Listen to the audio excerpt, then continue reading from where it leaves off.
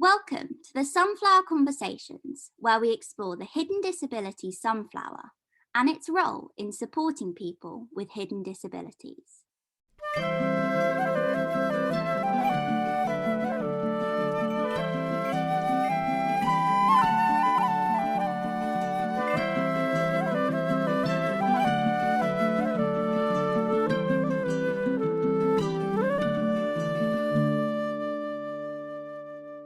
So joining me on this Instagram live, which is part of the Sunflower Conversations, which is a podcast that we have to inform people and educate ourselves about non-visible disabilities and the importance of the sunflower, the role that it plays in society and in our communities.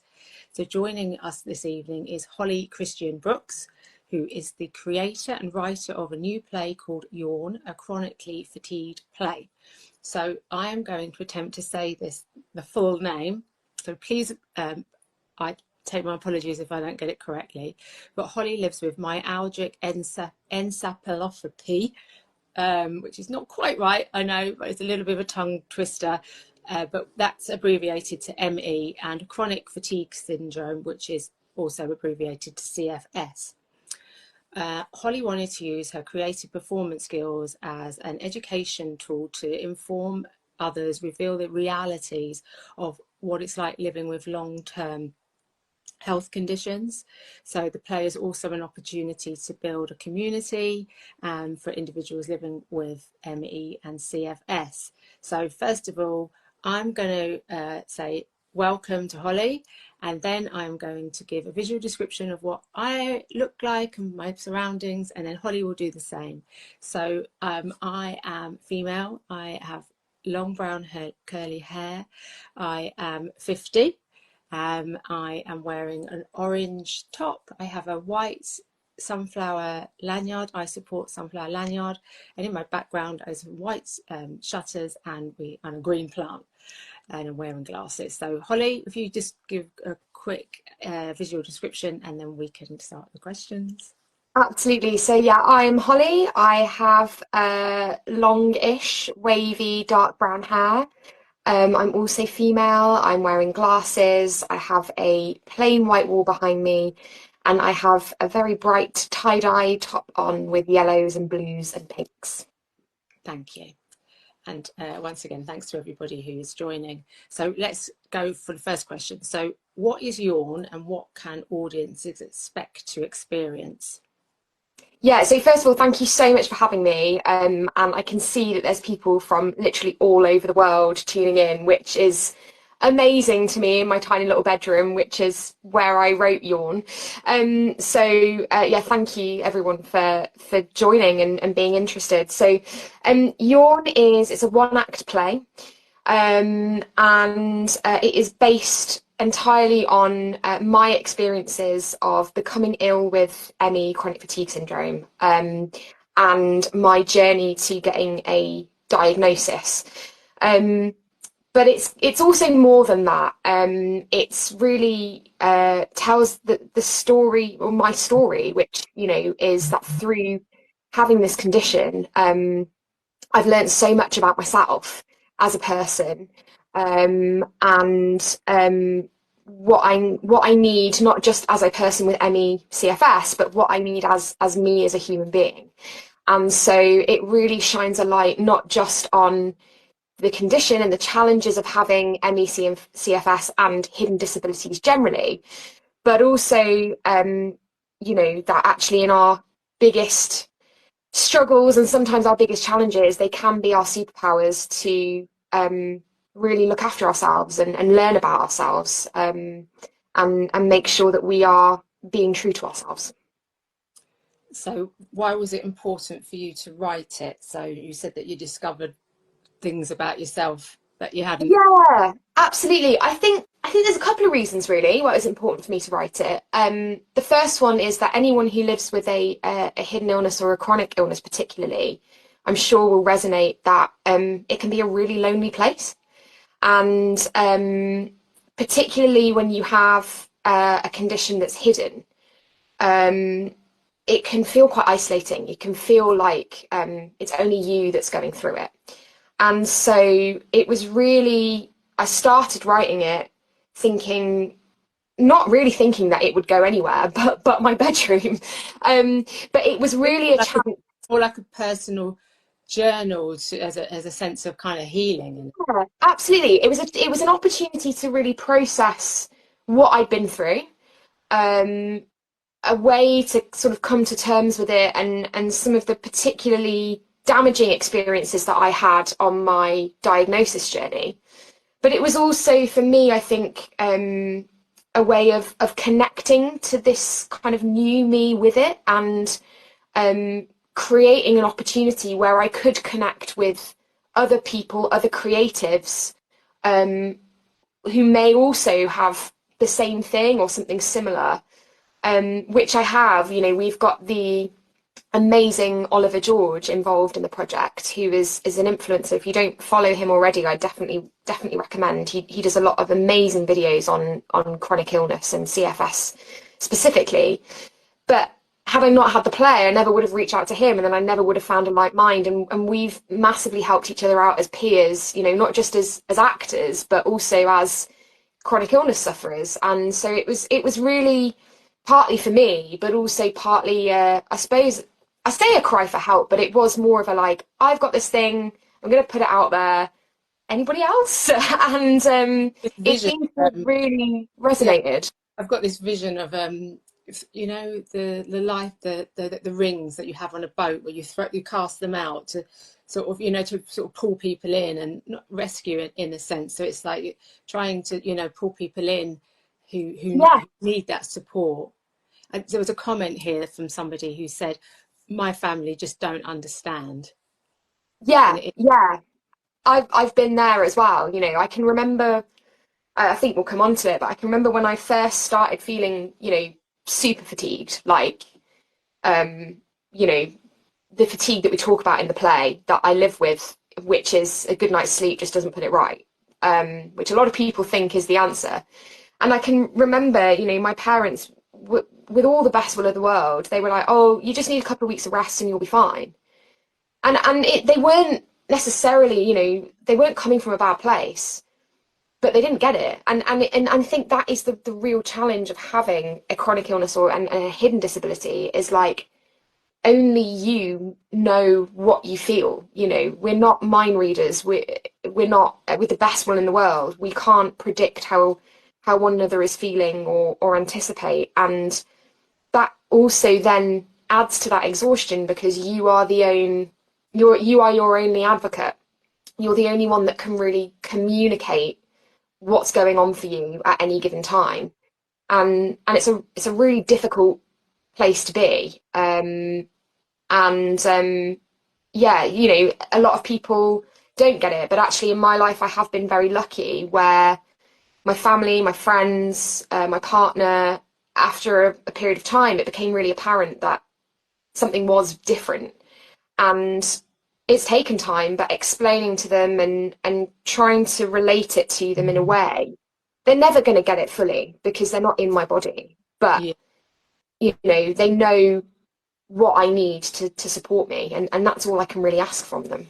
And I think the play, it's being able to, in a fake sense, put yourself and really be like a voyeur of somebody, like day-to-day experiences, which is really then helping to kind of be, oh right, or I see, or I get it. It's not exactly it's exactly that. Mm. And it's a kind of got a twofold mission really for me. Like I said earlier, like why I wrote it, it was kind of trying to find my tribe, I suppose, and find my place as a creative in this new world that I was in. But also, like, I didn't know much about ME beforehand. I'd heard it banded around. I didn't really know what it was. And obviously, it's only in life when you have these things, or someone else does, and you encounter them, that you really are forced to educate yourself. And I kind of thought, how can I use what I love to do, which is performing and being creative, to educate? And so it's kind of got that element to it of, if you have what I have, please come and let's resonate with one another and relate and support. Is it But also if to bring friends and family members so that they can then get a better understanding? yeah, Do you absolutely. at the end where you talk up, you have questions, or is it's just the play and that's it, you come absorb and then you go off and you chat about it at home, or what's that? Yeah, at the moment that's what it is. At the moment it's you know, what you'd expect from going to a theatre performance. It's just a one act, just over an hour, and then to go away. I'm hoping in the future that we will have more of a kind of workshop element and a kind of Q&A um at the end of it moving forward. I'd love to work with communities and businesses who are interested in becoming hidden disability aware, as you work with through the Sunflower Scheme. But yeah, at the moment, I think it's just a chance for people to come along and kind of and be entertained. That's the other thing. It's, you know, it's not it's not a sort of doom and gloom. I hope it isn't. I don't want it to be. It's very much a, you know, having a chronic illness isn't the end of you, you know. For me, it's been the beginning in a very odd way.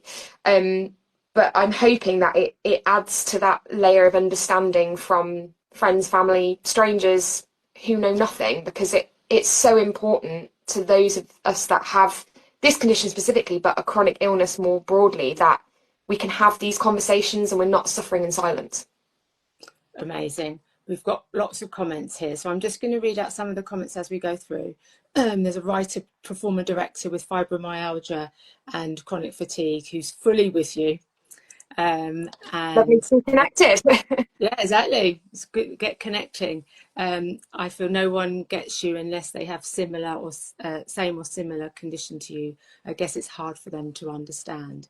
So let's find out about your journey, because there will be people on here that know nothing about ME, and that is the Yeah. role of Sunflower, is to inform and educate. So how did your journey with ME CFS begin, and can you share some of the symptoms that you experienced? Yeah, absolutely. So it it seemed to happen quite suddenly, but it actually, in hindsight, happened over a long period of time. Yeah. When I was in my early 20s, I had glandular fever, and it never really felt like I bounced back fully from that. I would have sort of like just repeat cold and flu-y things, and then I'd get over them, and then I'd be going fine, and then I'd be kind of really run down and worn out again. And it was this sort of constant boom and bust cycle, if you like. And had various different infections, went to the doctors with various different problems that all seemed different, Yeah. such as you know, like digestive issues, dizziness, palpitations, again like repeat viral glandy things, and then it was actually an ear infection that was really the catalyst, and that was about 3 years ago. I remember it really well because it was the weekend of the Queen's funeral. Okay. And I was laid up on the sofa watching it, and every time I moved, I thought I was going to collapse. I couldn't get my balance. I felt really sick. And I went to the doctors, was treated for an ear infection. But a couple of weeks later, although physically the infection in my ear had cleared up, I was exhausted. I couldn't, getting out of bed in the morning was like beyond hard work. Showering felt almost impossible. It was like I basically felt like I was carrying dead weight within my body. And I went back to the doctors and said, look, I know the infection has cleared up, but I still don't feel right. And at first, I was treated for depression. Okay. Because a lot of the fatigue symptoms, you know, can signal to that. But then after a period of a number of weeks where I was repeatedly going back and saying, I'm really not my normal self, it was probably about 2.5 months after I'd had the ear infection that somebody then went through my history and everything else I presented with, and joined the dots and went, actually, I think this could be something bigger. So then I was referred, and sort of from that point, it was I was getting sort of weird and wonderful symptoms coming forward every week, it felt like at one point, and I was like, is this ME CFS? Is this anxiety? Is it? And it turns out that it pretty much was. So the symptoms that I kind of live with. Yeah, so ME basically is the nerve center of everything that's going on in your body. Yeah, absolutely. It is debilitating fatigue at different levels. There are grades to ME. You sort of have mild, moderate, and severe is generally how it's understood. Typically, I'm in the mild to moderate category. But yeah, it's this debilitating fatigue that a sleep just can't refresh you from. And I suppose I'm going to go into my symptoms, but the key thing I think to remember about ME/CFS, and that I allude to at the end of the play, is that everybody's experience of this condition is very different.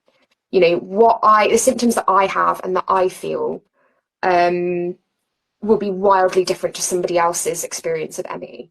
But for me, makes it hard for diagnosis. It really does. It really does, because do they do a blood test to confirm the diagnosis? So as far as I'm aware, there isn't a blood test to say you have ME, but I did have a blood test that had proof of past viral infection of what's called Epstein-Barr, which is the glandular fever umbrella. And so on that basis, matched with my history, they were able to sort of say that's probably what caused it. There is a known link between glandular fever and ME. So, and obviously in that time as well, we had COVID in the pandemic, and I was hit by COVID about 3 times. So it all kind of led to where we are now, really. But yeah, symptoms wise, it was the fatigue, really, really bad aches and pains in my legs, like feeling like I'd basically run and been stood on my feet all day when I might have only been stood for about 5 or 10 minutes, which I still get now. Similar feeling when you have flu, is it that kind of aches and pains? Yeah, I get a lot of flu, like particularly when I get particularly run down, I feel, particularly fatigued. I can feel like I'm coming down with a cold. My glands will swell. I'll have a runny nose, scratchy throat. Heart palpitations, dizziness. You are listening to the Sunflower Conversations. Remember to hit subscribe. Periods. Nobody really talks about how it can impact that side of things, particularly for women. And the stats from the ME Association, as far as I'm aware, do show that more women have it than men, particularly in this country. So it's affected my hormones and menstruation and things like that, which nobody really talks about. And is that the frequency, or the flow, or is it everything? It really varies. It's more like my hormonal balance, and certainly when the condition, I would say, had really got a hold, I suppose, when I was in that kind of real, what I call a crash phase, when it first really kicked in. It was, like the frequency for sure, and like the period pains are like nothing I'd ever had before. It was really, it's all I don't know the science fully, but it's all to do with like I think it's the endocrine system and how your nervous system interacts with that.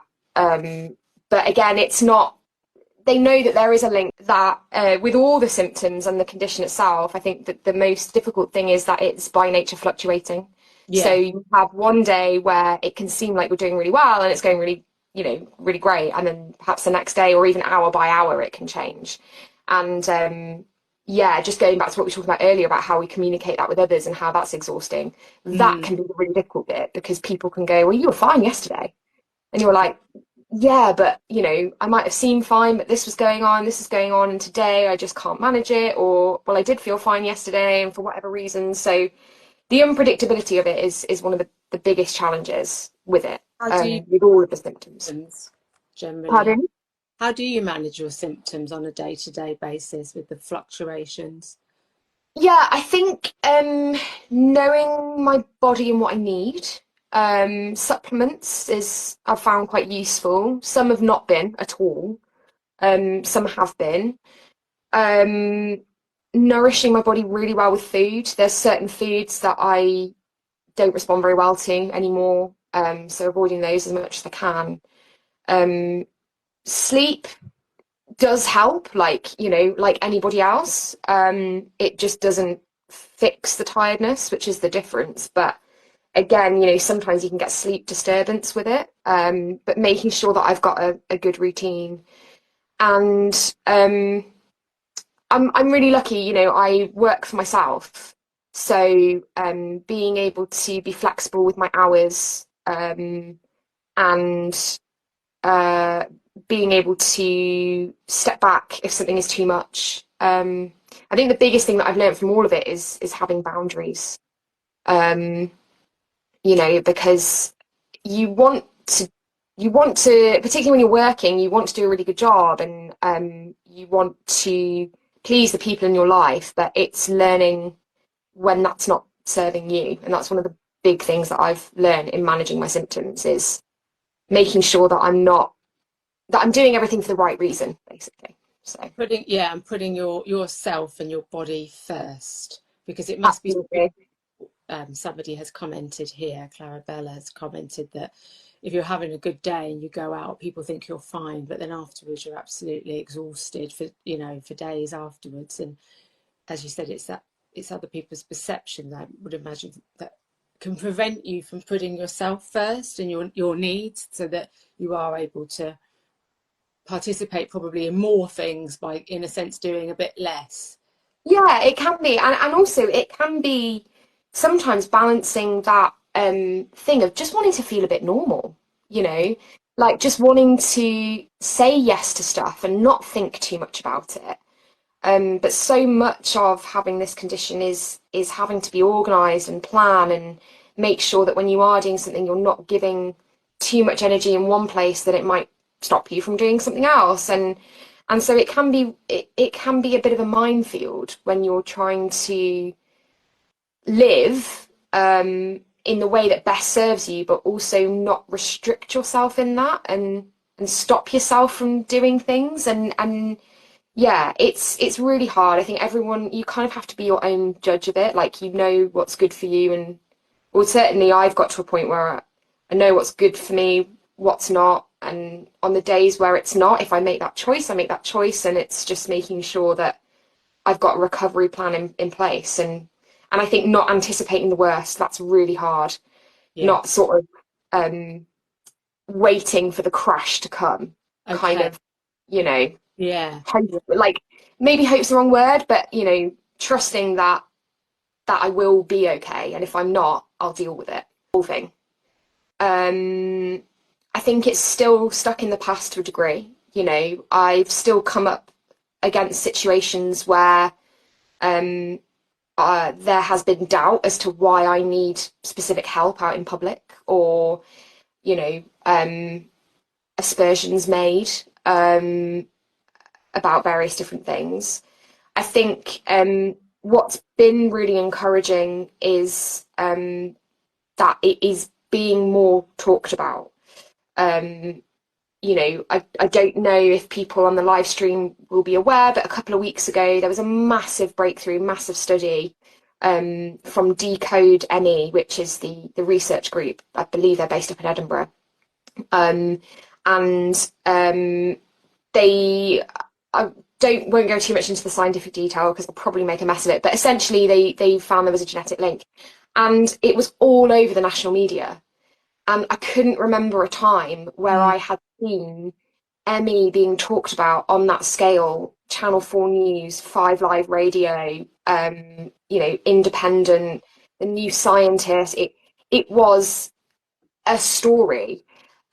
we've now got as well in Parliament, we've got the all party parliamentary group on ME, which is the secretariat for that is the ME Association and Action for ME, the two charities that are kind of running it with cross-party MPs. So it feels like there is momentum. It is being acknowledged as a health condition and not just an illness of the mind, which is really encouraging. I hope that Yawn can be a small part in adjusting that public perception. And I think it's like anything, you know, when it comes down to societal tolerance, you never know what somebody's going through. Yeah. And it's that basic thing of like not judging a book by its cover, and hopefully the more that ME is talked about, the more people get it, the more accepting we are of one another, and yeah, it will just continue to be a more positive space for us. Yeah, good. We have to keep the momentum going. So will Yawn be sunflower friendly? And if so, what can sunflower wearers expect? Yeah, absolutely. So I'm really proud, thanks to your help, to say that we are, as a production, we are members of the Sunflower Scheme, which is amazing. So my team have access to the training tools. So those that I'm on stage with, those that we're working with behind closed doors, and the venues that I'm working with as well. I will be able to share those resources with them, which is amazing. I myself am a sunflower lanyard user as well. Yes, it will be. We have concession ticket prices that are available for anybody with a disability, and anybody who self-identifies as having a disability. A lot of places you have to quantify that with a piece of paper or a badge or something, but obviously the nature of what I have and what the play is about, we're just not running it like that. So we absolutely will be. And we will welcome as many people as possible, sunflower wearers or not. So brilliant. Yeah, because there's been a few comments already from people saying, you know, waiting diagnosis, and it's that, isn't it? And that's what the sunflower is about, in that, you know, it takes a long time for people to get a diagnosis, sometimes if ever, and it's about being inclusive. So that's really a positive decision that you've taken. Thank you. Well, that journey is exactly what mine was, and it's reflected in the play, just about the sheer length of time and the kind of like void that you can find yourself in. And you know, I want people to come and watch, regardless of whether they have ME, CFS or not, or a chronic illness or not. But those that are in the chronic illness community, I want them to come and watch and feel seen. You know, even if the symptoms I have are so different, I would love them to just be like, do you know what? Like, your story isn't my story, but I resonate with what you're saying. So yeah. Very exciting. We will come on to where it's showing. I just wanted to ask you about how you said you're a sunflower wearer. How do you feel about it? And are there any occasions that you can recall where it sort of acted as a support to you? Yeah, I mean, I love it. It has massively helped me, particularly in things like airports, transport, things like that, where, you know, staff generally are really clued up. They're members of the scheme. They're there to help you. There are certain situations where I still get nervous to wear it, if I'm being completely honest. And I think it's just that thing of, you know, human nature, like we're a tribe and we don't want to stand out. And so I think there are some situations where it's like, it's in my pocket, but I'm not necessarily wearing it. But I'm increasingly becoming more proud to wear it, because I know that, you know, change starts with us, doesn't it? And if I wear it and it helps somebody else and they go, oh, what's that? I became a wearer because of my own family, like my aunt and my cousin both wear the lanyard, and they were the ones that put me onto it to start with. So it is that thing of like, through word of mouth, and you know, you can help one another. but yeah, it's a really positive way to signal that I may need help without suddenly having to go, I need help. You know, you almost have that kind of like that clue.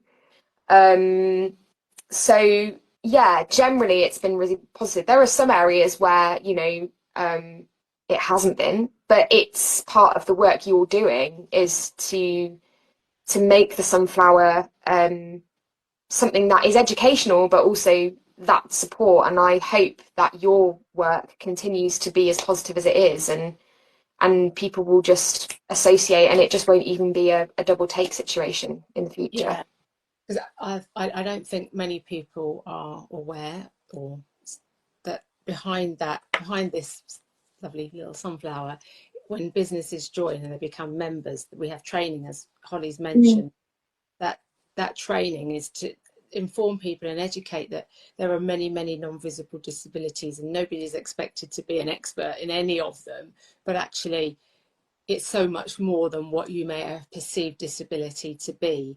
And to just kind of, you know, take a minute, offer support, be polite, be understanding, you know, don't judge, or that kindness to somebody just because they might not look unwell. You just don't know what. I think for me as well, it takes a lot of pressure off. Just going back to the point that we've come back to a few times during this conversation, but about advocating and communicating for yourself.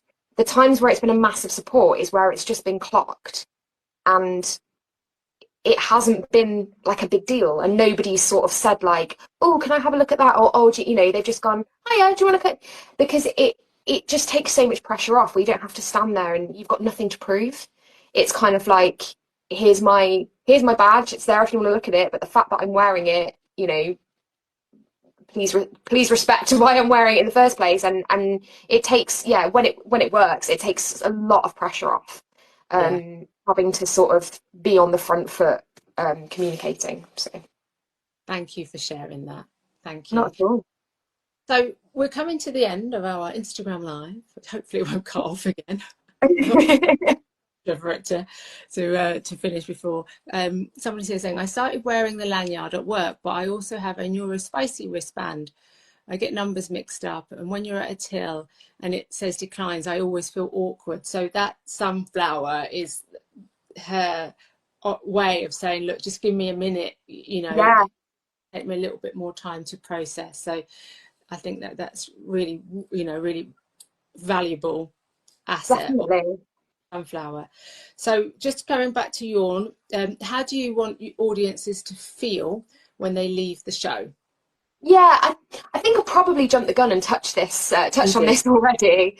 I think those audiences who are able and willing to come and watch, who have a chronic illness of some kind, I just want them to feel like that I see them. And even if my experience is wildly different from their experience, that there will be, you know, a commonality, or at least, you know, that I get it. I may not get exactly what you have, and you may not get exactly what I have, but we are on that kind of level of understanding.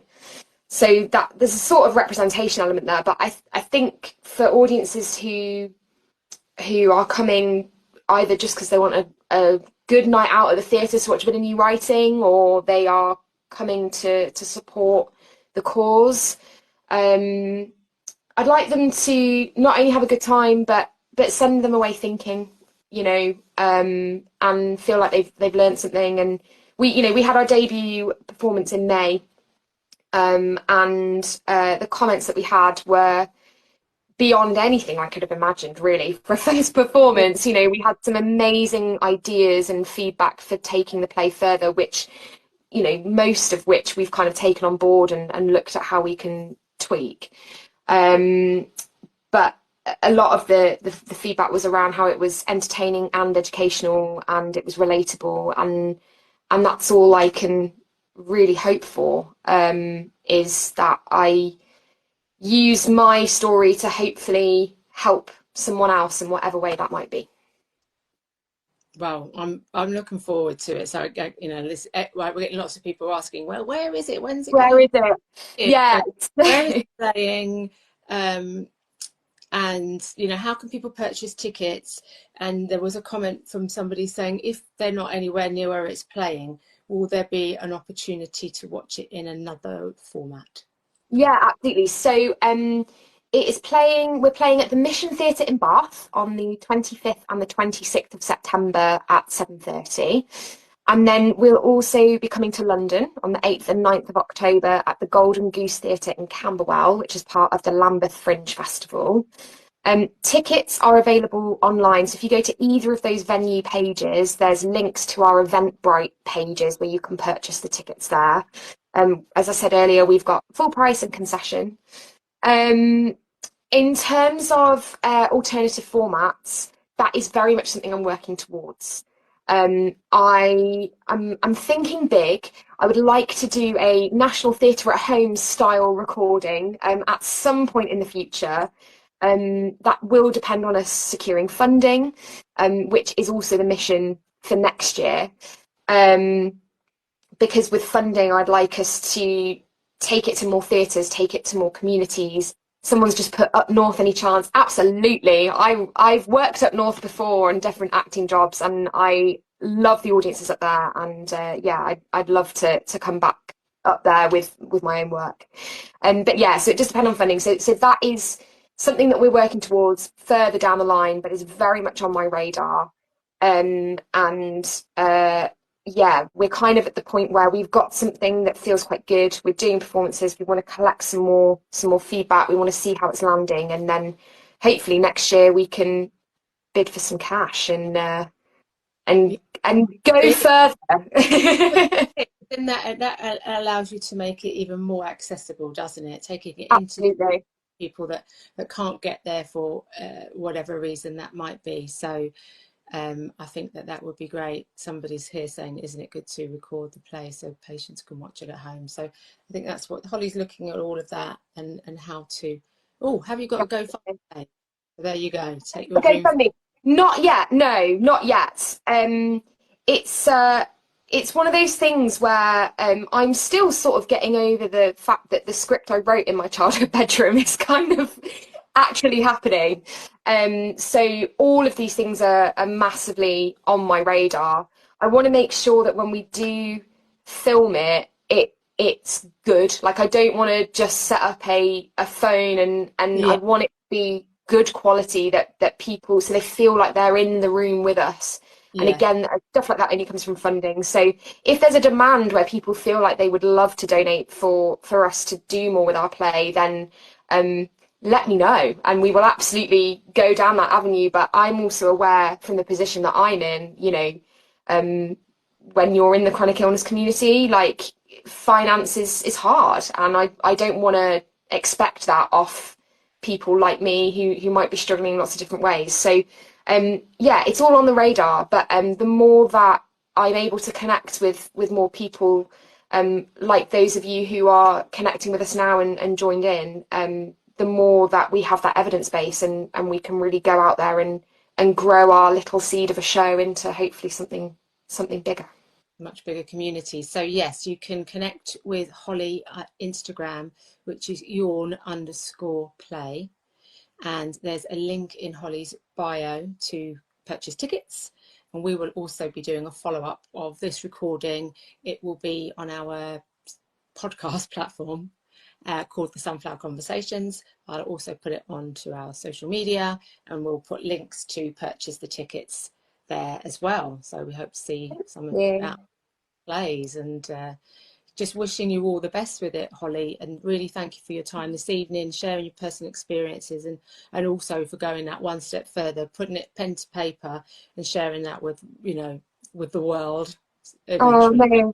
Thank you for having me. It's been yeah, it's been lovely, actually. I really enjoyed it, and you know, like I say, any more support we can get and any more connections, you know, it's what it's what everybody needs in this world, but when you have a hidden disability, it hits even more. So it's been really, really lovely. Thank you. Thank you to everybody who joined, jumped off, came back on. To our community, and as I say, this will be shared much wider as well. So yeah, connect with Yawn_play, and you can send your comments and ideas through to Hollie, and then that will help her build a funding case so she can get a bid in for some funding. Good night. Have a lovely evening, everybody. Have a lovely evening. Goodbye.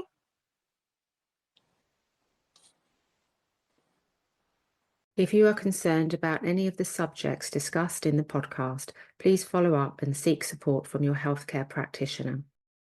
If you enjoyed this podcast, please share it, leave a rating and review to help raise awareness of non-visible disabilities and the Hidden Disability Sunflower. You can also follow and subscribe to the Sunflower Conversations podcast.